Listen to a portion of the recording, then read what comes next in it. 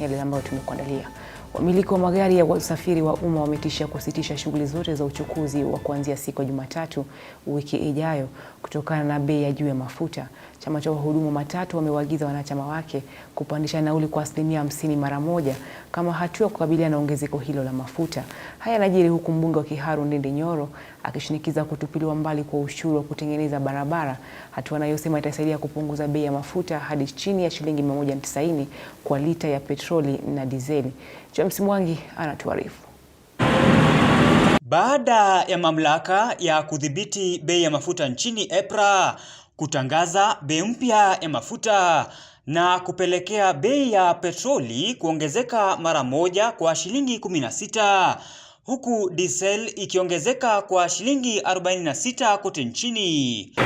Wawakilishi wa vyama vya matatu wamejitokeza na kutangaza mgomo kuanzia siku ya Jumatatu wiki ijayo kutokana na ongezeko hilo, huku wakitangaza kuongezeka kwa nauli kwa 50%. On Monday there will be strictly no movement of any vehicles, or the roads will be blocked until the government listens to our cry. Effective immediately, we are increasing our fares by 50%. Athari ya hatua ikianza kuonekana maeneo mbalimbali.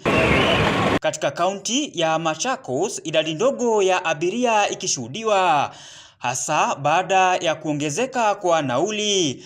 Wahudumu katika sekta hiyo wakikosoa serikali kwa kuongeza mafuta kwa bei ya juu kuwahi shuhudiwa. Kwa tunakunywa mafuta na 197, jana ilipanda na 46 shillings.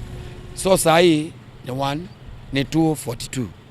So lazima tubadilishe bei. Kutoka town mpaka Kaseve tulikuwa tunaenda na 70, saa hii ni 100. Kuanzia mafuta ipande usiku ya leo, abiria wako kabisa wamefungua kabisa. Manake ile bei tumeweka, abiria kwa mmoja tunamlipisha 200, lakini hawana hiyo pesa bado. Hakuna customer, hata upandishe fare unapata mwenye unabeba ni ule unamjua, analipa ile pesa tu ulipa, alipi pesa ingine.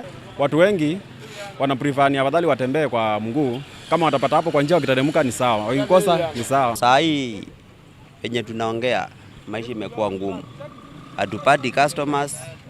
Ukiwaambia tu mafuta imepanda waongeze, wataki kuongeza. Mbunge wa Kiharu Ndindi Nyoro akipendekeza baadhi ya hatua anazosema zitasaidia kupunguza bei ya mafuta nchini.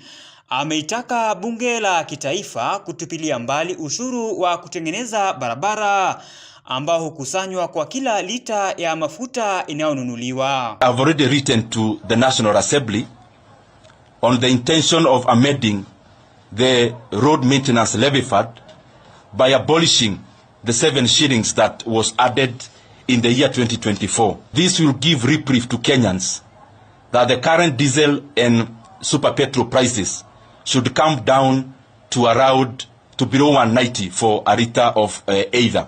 Haya yanajia huku Wizara ya Kawi ikitoa taarifa kuwa kuongezeka kwa bei za mafuta kumetokana na mzozo unaoendelea Mashariki ya Kati ambao umeleta mabadiliko katika soko za kimataifa na kupelekea ongezeko la bei za mafuta ghafi pamoja na changamoto za upatikanaji wa bidhaa za petroli.